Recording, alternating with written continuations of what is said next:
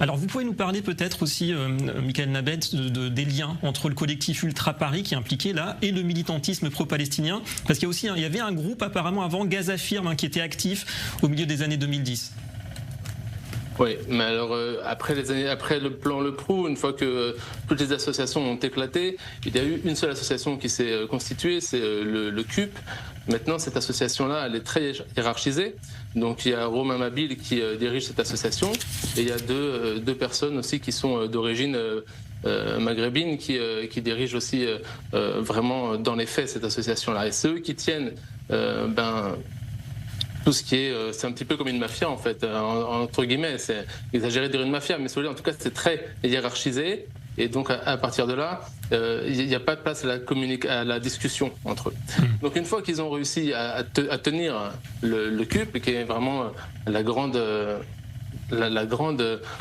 sur les tribunes du Paris Saint-Germain, et ben après ils en font ce qu'ils veulent. Maintenant, par rapport à Gaza, quelles sont leurs idées, quels sont leurs liens avec l'islamo-gauchisme?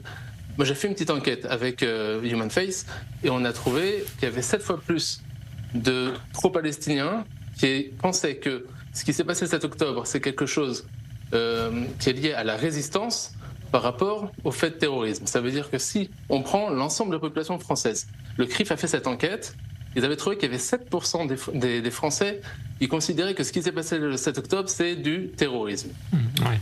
Maintenant, dans le milieu supporteriste, c'est 7 fois plus, on arrivait à 50%, il y en a 36% d'entre eux qui pensaient que c'était lié à l'apartheid au blocus de Gaza, et on a 14% qui pensaient que c'était lié à la colonisation.